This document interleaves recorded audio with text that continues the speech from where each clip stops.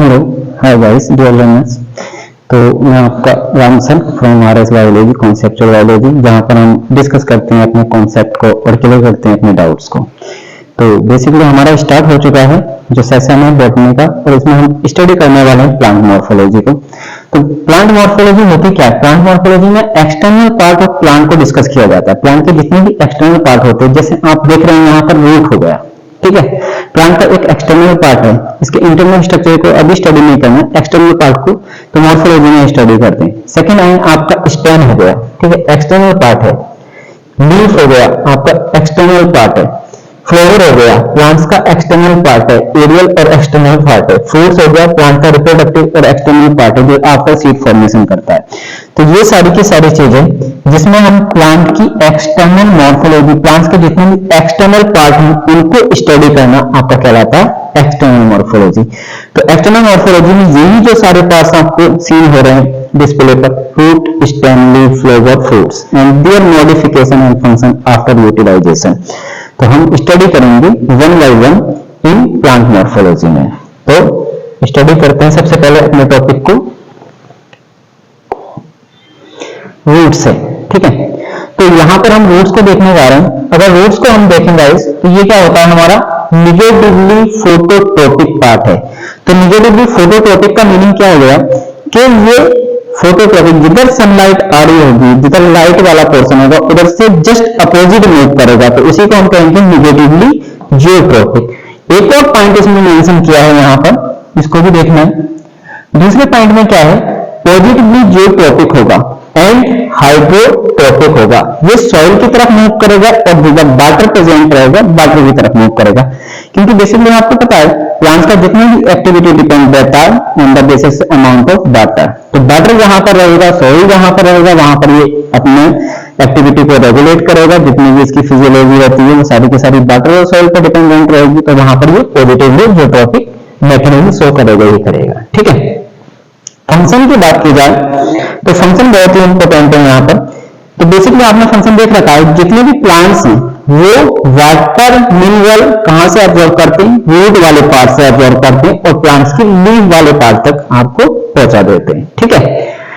इसके बाद आपने देखा स्टोरेज ऑफ फूड मटेरियल। तो कुछ प्लांट्स की रूट ऐसी भी होती है जो फूड मटेरियल को स्टोर करने के बाद as a food source use की जाती है। जैसे आपने देख रखा है carrot, radish, turnip, sugar beet, तो ये सारी की सारी क्या होती है, हमारी फूड मटेरियल को स्टोर करने के बाद मॉडिफाइड हो जाती है एज ए फूड सोर्स। तो ये मॉडिफिकेशन जो फूड मटेरियल का स्टोरेज करती है। नेक्स्ट देखना है सिंथेसिस ऑफ पीजीआर।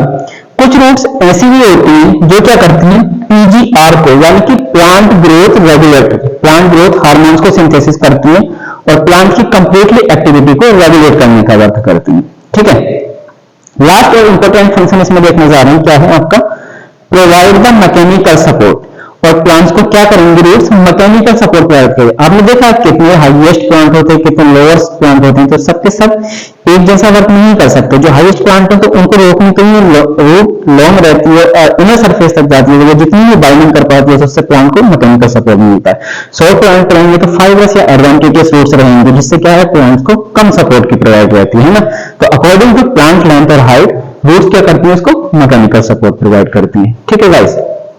नेक्स्ट देखने जा रहे हैं, अब बेसिकली बहुत ही इंपॉर्टेंट पॉइंट यहां पर मेंशन किया गया है। अगर हम बात करते हैं टाइप्स ऑफ रूट सिस्टम की या टाइप्स ऑफ रूट की, तो वहां पर हमको 3 टाइप्स के रूट्स मिलेंगे। फर्स्ट है आपका टैप रूट सिस्टम, सेकंड है फाइबरस रूट और थर्ड है आपका एडवांटेजियस रूट। तो फर्स्ट हम देखने जा रहे हैं आपका टैप रूट सिस्टम। तो टैप रूट सिस्टम क्या होगा, बेसिकली आपका ये किसमें प्रेजेंट रहेगा, डाइकोट प्लांट में। तो टैपरूट सिस्टम का मैं आपको फीचर बताइए। देखिए टैपरूट सिस्टम में अगर आपने सीड की ग्रोविंग की है, सीड को ग्रो कराया, तो जब हम सीड को ग्रो कराते हैं तो इससे 2 पार्ट्स अराइज होते हैं, एक होता है आपका प्लूमल, दूसरा होता है रेडिकल। तो प्लूमल आपका स्टेम फॉर्मेशन करता है जो हम नेक्स्ट लेक्चर में पढ़ने जाएंगे, और जो हमारा रेडिकल है, रेडिकल क्या करता है, रूट का फॉर्मेशन करता है। तो यहाँ पर अगर हम टैपरूट सिस्टम की बात करते हैं तो टैपरूट सिस्टम डाइकोट का। तो टैपरूट सिस्टम में हम क्या देखते हैं, जो रेडिकल है, रेडिकल डिफरेंशिएट हो जाता है प्राइमरी रूट, सेकेंडरी रूट और टर्शियरी रूट में, ठीक है। और कंप्लीटली लाइफ स्पेंड करता है whole life of plant. Life, ठीक है। तो जितनी प्लांट की लाइफ रहती है उतनी ही उसके साथ एक्सपेंड करता है अपनी लाइफ को। तो ये डाइकोट में आपको मिल जाएगा, ठीक है। इसके बाद सेकंड टाइप का जो हमारा रूट सिस्टम है वो रहता है हमारा फाइब्रस रूट सिस्टम। तो फाइब्रस रूट सिस्टम की अगर हम बात कर रहे हैं तो ये किसमें मिलेगा आपको, मोनोकोट प्लांट में रहेगा। तो मोनोकोट प्लांट में कब बनता है, आपने देखा है जब ये शॉर्ट लाइफ, ये जो रेडिकल आप देख पा रहे हैं, ये क्या करेगा, अपनी शॉर्ट लाइफ स्पेंड करेगा और अर्ली फेज में क्या हो जाएगा, डिग्रेड हो जाएगा, है ना।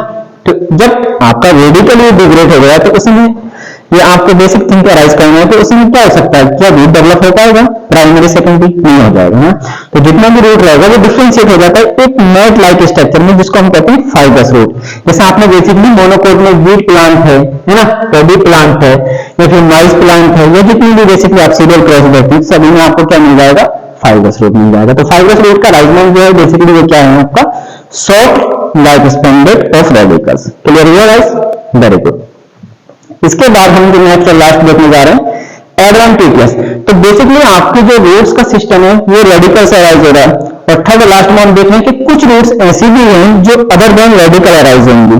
तो अदर देन रेडिकल अराइज हो रही है तो उनको हम यहां पर देख लेते हैं, arise from other than radicals. तो ऐसे रूट जो अदर देन रेडिकल्स अराइज हो रही है उनको यहां पर हम क्या कहेंगे, एडवांटेजियस रूट्स। तो बेसिकली एडवांटेजियस जो रूट्स हैं जो आपने प्लांट का अगर स्टेम देख रखा होगा, है ना, जैसे बनियान ट्री वगैरह आपने देख रखे हैं, फाइकस ट्री वगैरह देख रखे हैं, उन सभी में क्या होता है हमारा एक स्टेम जो होता है, तो स्टेम का जो नोड वाला रीजन होता है, ये जो नोड देख रहे हैं इस नोड वाले रीजन से बहुत सारी स्टिल्ट रूट और सपोर्टिव रूट निकलती हैं, ठीक है। इन रूट्स का फंक्शन क्या होता है, प्लांट्स के हाइट को मेंटेनेंस करने के लिए सपोर्ट प्रोवाइड करना। तो इन रूट्स को हम क्या कहते हैं, यहाँ पर एडवांटेजियस रूट कहते हैं। तो ये गाइस आपका रूट यहाँ पर क्लियर हुआ। नेक्स्ट लेक्चर में हम देखेंगे रूट्स के मॉडिफिकेशन, स्टोरेज ऑफ रूट, किस तरीके से फूड को स्टोर करती है, क्या क्या मॉडिफिकेशन होती है और कौन सी रूट क्या अरेंजमेंट करती है। तब तक अपने डाउट को, अपने कॉन्सेप्ट को क्लियर करिए RS बायोलॉजी के साथ। Thank you.